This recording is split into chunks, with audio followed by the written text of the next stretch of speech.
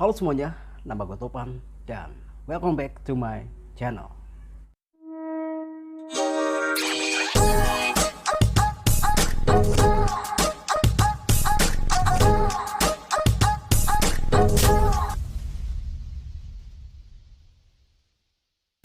Nah, tidak bisa dipungkiri nih, kalau kita hidup berdampingan dengan alam atau dunia lain, dunia tempat di mana entitas-entitas atau makhluk-makhluk gaib berada. Hanya saja, dimensi dan ruangnya itu memang berbeda. Mungkin nih, ada sebagian orang yang memang mempunyai kelebihan untuk bisa melihat atau bahkan bisa berkomunikasi dengan makhluk-makhluk dari dunia tersebut, guys. Dan terkadang nih, kita manusia itu dengan sengaja ataupun tidak sengaja mengundang kehadiran mereka dengan alasan yang menurut gua pribadi itu memang gak perlu gitu kan. Karena ya tubuh manusia itu akan dijadikan media atau satu wadah untuk tempat tinggal dari entitas-entitas tersebut, guys. Ya kemudian mereka akan mengendalikan tubuh kita yang sering kita sebut dengan kerasukan. Dan bukan hanya itu ya, lebih seramnya lagi nih, selain merasuki tubuh manusia, terkadang nih sebagian dari mereka itu sampai ada yang mampu melukai atau mencelakakan kita langsung secara fisik. Seperti yang akan kita bahas di video kali ini, yaitu seorang gadis muda asal Filipina yang mengalami kerasukan dan diserang langsung secara fisik oleh makhluk tak kasat mata. Dan tanpa berlama-lama lagi, langsung aja kita bahas di Bantai Bahas Santai.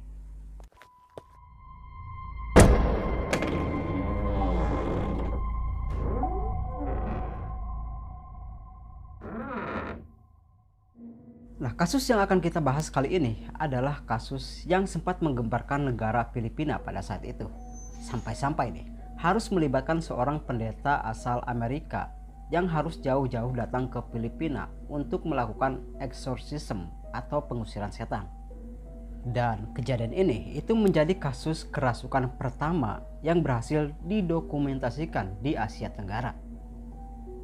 Nah, kejadian ini itu menimpa seorang gadis muda bernama Clarita Villanueva yang pada saat itu masih berumur 17 tahun. Lalu, siapakah Clarita Villanueva ini?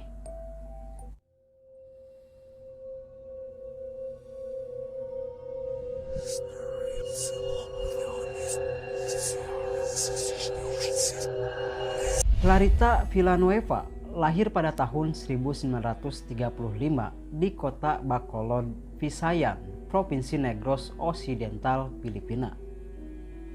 Dia dibesarkan di keluarga yang masih percaya dengan hal-hal mistis, di mana ibunya sendiri pun itu berprofesi sebagai peramal atau spiritualis. Ya, kalau di Indonesia itu bisa dibilang dukun gitulah. Nah, Clarita ini memiliki masa kecil yang cukup berat, di mana sejak dia kecil dia sudah ditinggalkan oleh ayahnya, yang membuat dia tidak sempat merasakan kasih sayang dari seorang ayah. Dan dari situlah sang ibu itu memutuskan menjadi spiritualis atau dukun untuk menafkahi anaknya tersebut.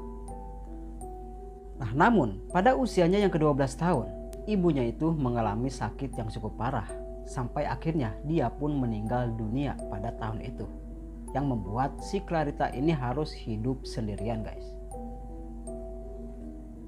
Nah, tapi sebenarnya nih, si Clarita ini bukanlah anak satu-satunya, guys. Melainkan dia punya dua kakak laki-laki. Jadi nih, si Clarita ini adalah anak paling kecil dan anak perempuan satu-satunya di keluarga tersebut. Tapi entah kenapa ya, setelah ibunya ini meninggal, kedua kakaknya itu pun pergi meninggalkan si Clarita ini, yang membuat si Clarita ini itu harus hidup sendirian dan dirawat seadanya oleh para tetangganya. Nah, pada usianya yang ke-17 tahun nih, tepatnya pada tahun 1953. Nah, karena mungkin tidak mau menyusahkan tetangganya terus nih, dia pun memutuskan untuk pergi merantau ke ibu kota, yaitu Manila, dan mencoba mengadu nasib di sana. Nah, singkat cerita nih, sampailah si Clarita ini di Manila. Nah, tapi karena tidak ada saudara ataupun teman di sana, dia pun harus menggelandang dan tidur di jalanan. Dan untuk bertahan hidup nih, dia mencoba menjajalkan dirinya ke lelaki hidung belang, guys. pada suatu malam nih, si Clarita ini terjaring razia yang dilakukan oleh kepolisian Manila. Nah, jadi pada malam itu, si Clarita ini didatangi oleh seorang pria yang dia kira nih, dia tersebut adalah pria yang ingin menyewa jasanya gitu kan. Tapi ternyata nih, pria tersebut adalah seorang polisi yang sedang menyamar dengan memakai pakaian preman. Dia ditangkap karena menggalandang di jalanan dan diduga sering mengkonsumsi obat-obatan terlarang. Lalu dia pun dibawa dan ditahan di penjara Bilibid 2 atau penjara kota Manila bersama para tahanan wanita lainnya yang pada saat itu terjaring razia juga guys. Dan dari sinilah mimpi buruk Clarita Villanueva ini dimulai.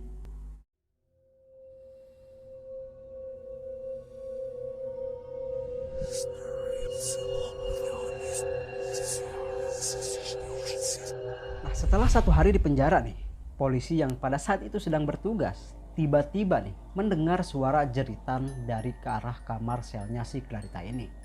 Nah, polisi yang kaget nih segera mendatangi kamar selnya dan mencari tahu apa yang sebenarnya terjadi. Nah, di sana polisi melihat kalau si Clarita ini sedang menjerit dan menutup matanya seperti orang yang ketakutan.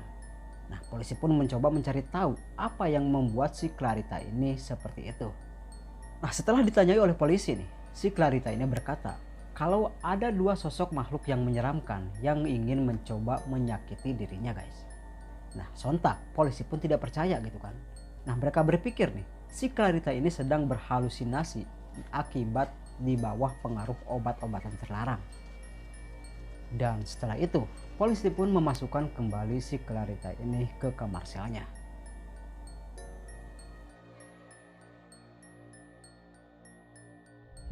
Nah, keesokan harinya nih, kejadian ini pun terulang lagi.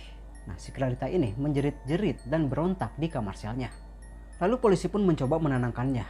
Dan sama seperti sebelumnya nih, si Clarita ini berkata kalau ada 2 sosok makhluk yang mengerikan yang ingin mencoba menyakiti dirinya.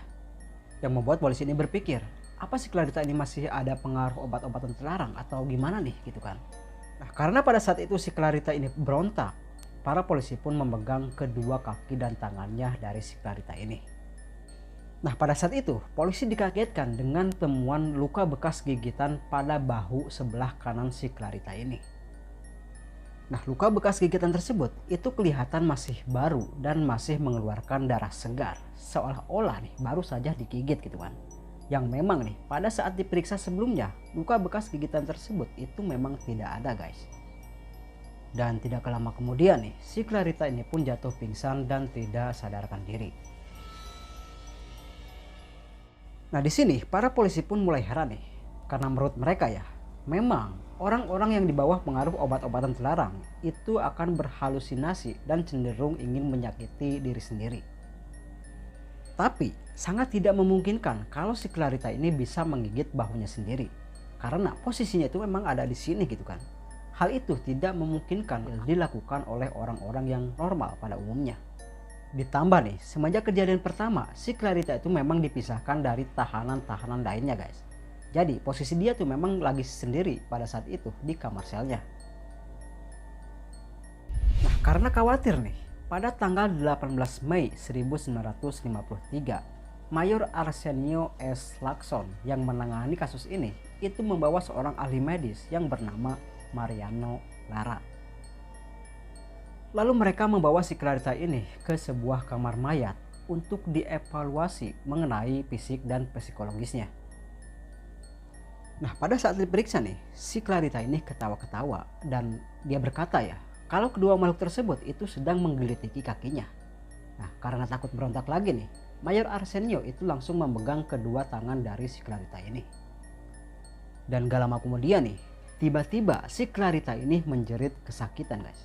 Karena ya ternyata muncul lagi luka bekas gigitan baru pada jari telunjuknya dan beberapa luka lebam di sekujur tubuh si Clarita ini yang muncul secara tiba-tiba. Nah, Mayor Arsenio mengatakan kalau dia sedang memegang kedua tangannya ketika luka-luka tersebut itu muncul pada tubuh si Clarita ini.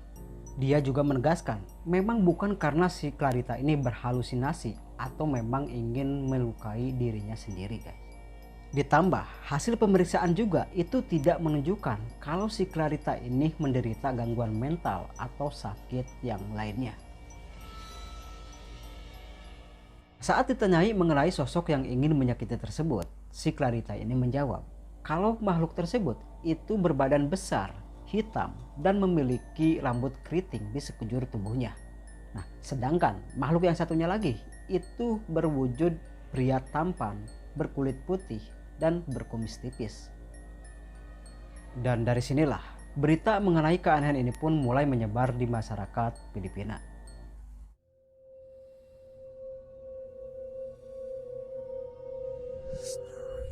Nah, 2 hari setelah kejadian ini, si Clarita dihadapkan dengan sejumlah wartawan dan warga yang ingin menyaksikan kebenaran dari berita tersebut. Nah, di sana dia diberikan kertas dan pena dan diminta untuk menggambarkan sosok makhluk yang ingin menyakitinya.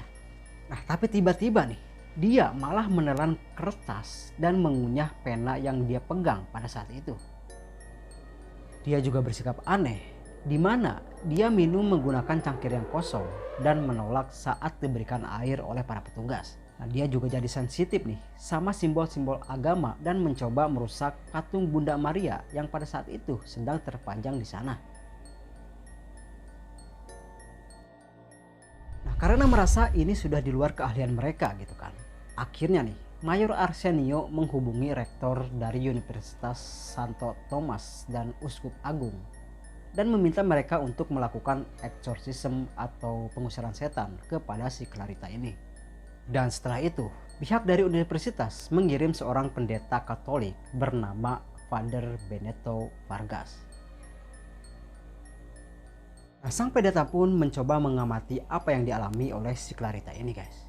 Dan setelah diamati nih, sang pendeta pun melakukan upacara pengusiran setan selama beberapa jam lamanya. Tapi sayangnya nih, hal itu tidak berhasil dan si Clarita pun itu masih dalam keadaan sebelumnya. Nah, ada yang sedikit lebih mengerikan lagi di sini guys. Di mana ya? 2 hari sebelum pengusiran setan ini dilakukan, ada seorang dokter bernama Manuel Ramos yang pada saat itu memang ikut serta melakukan penelitian kepada si Clarita ini. Nah, dia mendatangi selnya dan berkata kalau si Clarita ini hanya berpura-pura dan memalsukan semuanya hanya untuk mendapatkan perhatian. Nah, di sana si Clarita ini menatapnya dengan mata sinis sambil menggeram dan berkata ya bahwa dia akan mati. Dan 2 hari kemudian nih, tepatnya ketika pengusiran setan ini dilakukan, Manuel Ramos yang sebelumnya itu sehat-sehat aja gitu kan, tiba-tiba meninggal dunia akibat serangan jantung. Bukan hanya itu, sebelumnya ketua sipir yang bernama Antonio Ganibi kehilangan sebuah salib kecil yang memang biasa dia dibawa kemana-mana. Nah, saat si Clarita ini bertanya kemana salib kecil yang biasa dia bawa gitu kan, si Antonio pun menjawab nih kalau salib itu sudah hilang dan sekarang dia tidak tahu salib itu berada di mana. Nah, di sana si Clarita ini pun berkata, coba deh periksa saku celana lu gitu kan. Dan si ketua sipir pun itu kaget karena salib kecil yang selama ini hilang itu pun tiba-tiba sudah ada di kantong celananya guys. Dia pun seketika ketakutan karena ya ada dugaan kalau si ketua sipir itu sering menendang dan memperlakukan si Clarita ini dengan buruk, terlebih saat dia menderita epilepsi. Dan setelah beberapa hari kemudian, si Antonio itu pun jatuh sakit dan kesehatannya itu semakin memburuk sehingga dia menjadi kurus kering sampai akhirnya dia pun meninggal seminggu setelahnya. Dari situ banyak dugaan kalau si Clarita ini adalah seorang penyihir dan dipercaya nih dia mewarisi ilmu sihir dari ibunya setelah ibunya tersebut meninggal dunia. Nah, dari sini foto-foto saat si Clarita ini menjalani pengusiran setan itu menyebar luas dan terpampang di setiap surat kabar guys. Dan berita apa yang dialami oleh si Clarita ini itu disiarkan di setiap radio di Filipina. Berita ini pun sampai terdengar oleh seorang pendeta dan penginjil Kristen asal Amerika bernama Father Frank Sambral. yang dikenal secara luas dengan sebutan Bapak Televisi Kristen pada saat itu. Nah, lantas nih, Father Sambral yang mendengar berita itu pun itu terus kepikiran tuh dengan derita yang dialami oleh si Clarita ini. Nah, karena begitu ya, dia pun memutuskan untuk terbang ke Filipina untuk mencoba mengobati dan mengakhiri penderitaan si Clarita ini. Nah, singkat cerita nih, pada tanggal 19 Mei 1953, Father Sambral mendarat di Filipina dan bertemu dengan si Clarita untuk pertama kalinya. Nah, baru aja ketemu nih, si Clarita ini mengatakan kalau dia membenci Father Sambral. Nah, hal ini menguatkan Father Sambral kalau si Clarita ini itu memang benar-benar kerasukan. Father Sambral pun mulai berpuasa untuk mempersiapkan eksorsisme atau pengusiran setan yang akan dia lakukan. Nah, tapi sebelumnya dia berdiskusi dulu dengan pihak yang berwajib. Karena ya, bisa saja eksorsisme ini itu menyebabkan hal-hal yang tidak diinginkan, guys. Bahkan bisa menyebabkan kematian dari si Clarita itu sendiri. Dia juga menekankan bahwa tidak boleh ada obat-obatan yang diberikan kepada si Clarita ini. Dan tidak boleh ada pendeta lain yang mempunyai akses atau mendoakan si Clarita. Sehingga Father Sambral lah yang akan mendapatkan kemuliaan dengan penuh. Dibantu oleh dua metodis lainnya, Sambral pun mulai melakukan pertempuran rohani dengan setan yang merasuki si Clarita ini dengan cara membacakan doa dan menyanyikan lagu-lagu suci secara bergantian. Dices, exoremus, intercessione, ecclesiae. Nah, saat upacara pengusiran setan ini berlangsung, tiba-tiba si Clarita ini pun menjerit kesakitan. Karena ternyata nih, lagi-lagi muncul luka gigitan baru yang kali ini itu dilihat jelas oleh semua orang yang berada di sana. Tapi di sana Father Sambral pun berkata, apapun yang terjadi untuk jangan berhenti dan terus membacakan doa dan menyanyikan lagu-lagu suci. Dan setelah beberapa lama nih, si Clarita ini pun berhenti menjerit. Lalu dia pun berkata bahwa kedua makhluk itu pun sudah pergi melalui jendela.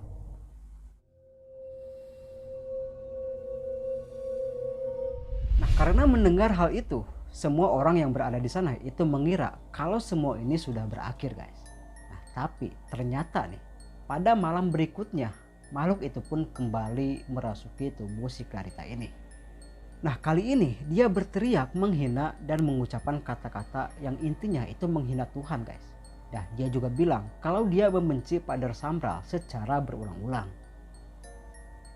Anehnya, di sini si Clarita ini berkomunikasi dengan Father Sambral itu menggunakan bahasa Inggris yang fasih. Padahal ya, karena dia tidak sekolah gitu kan, dia tidak bisa berbahasa Inggris dan hanya menggunakan bahasa Filipina.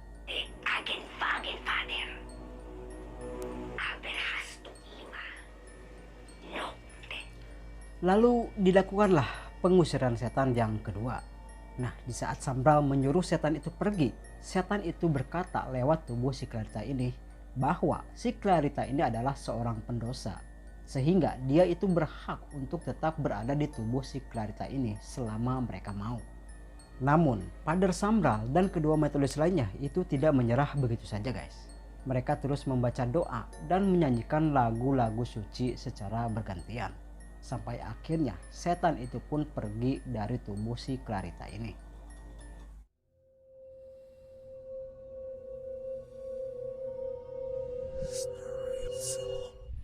Nah, 3 hari berlalu nih, setan itu pun tidak kembali merasuki si Clarita ini, guys.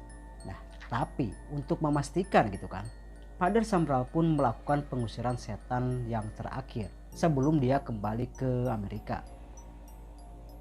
Nah, berbeda dari sebelumnya nih, pada saat itu si Clarita ini terlihat tenang dan damai gitu kan. Sehingga pengusiran setan yang terakhir ini pun berjalan dengan lancar. Dan sebelum Father Sambral ini benar-benar pergi, dia berkata kepada si Clarita ini, jika nanti makhluk itu kembali, jangan takut dan sebisa mungkin untuk melawan gitu kan. Karena ya, semakin dia takut, setan itu pun akan lebih leluasa untuk menguasai dirinya. Dan sebaliknya nih, semakin dia berani, maka setan itulah yang akhirnya akan ketakutan dan tidak akan berani lagi untuk kembali.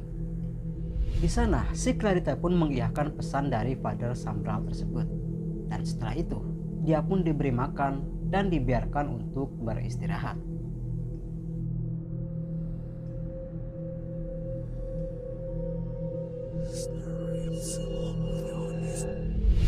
Nah, 2 hari kemudian nih, si Clarita ini pun dikembalikan ke kamar selnya.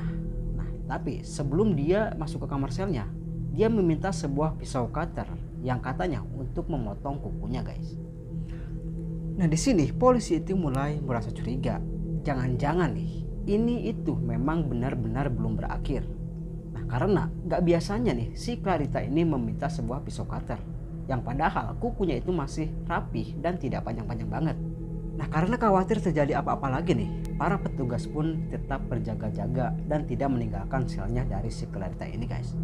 Dan tak lama kemudian nih, benar saja, tiba-tiba si Clarita ini lagi-lagi menjerit dan berteriak kalau kedua makhluk tersebut itu sedang berdiri di belakang para polisi. Nah, para petugas mencoba menenangkan dia dan mengingatkan nasihat dan doa yang diberikan oleh Father Sambral.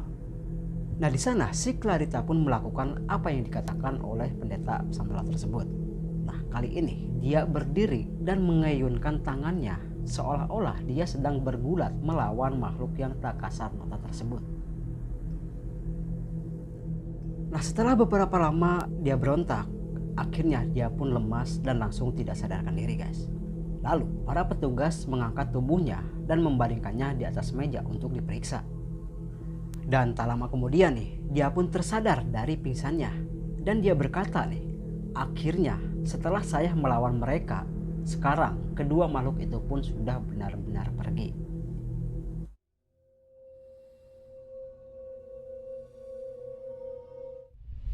Nah, pada saat itu ditemukan segumpal rambut yang hitam dan kasar yang dikepal di tangan kirinya si Clarita ini, guys.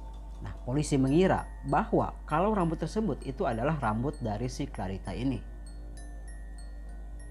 Nah, tapi setelah dilihat-lihat lagi gitu kan, kok beda jauh dengan rambut si Clarita ini. Nah, lalu segumpal rambut itu pun dibawa ke lab untuk diperiksa. Dan hasil dari pemeriksaan itu menunjukkan kalau rambut tersebut bukanlah rambut milik si Clarita ini, guys. Bahkan rambut itu bukanlah berasal dari manusia.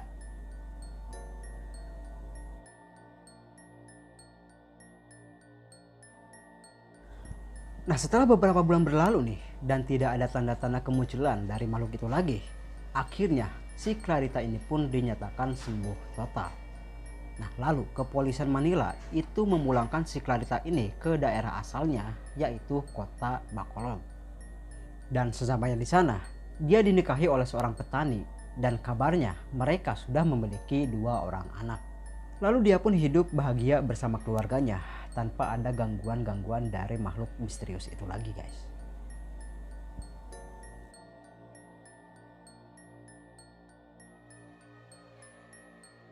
Nah, kisah ini pun diangkat ke sebuah film yang berjudul Clarita yang dirilis pada tahun 2019.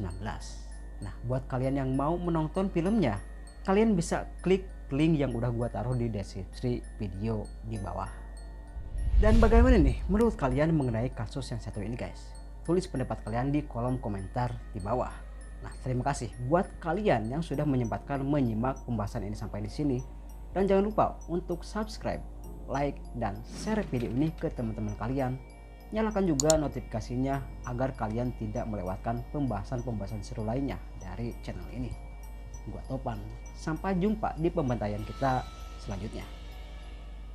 Bye-bye.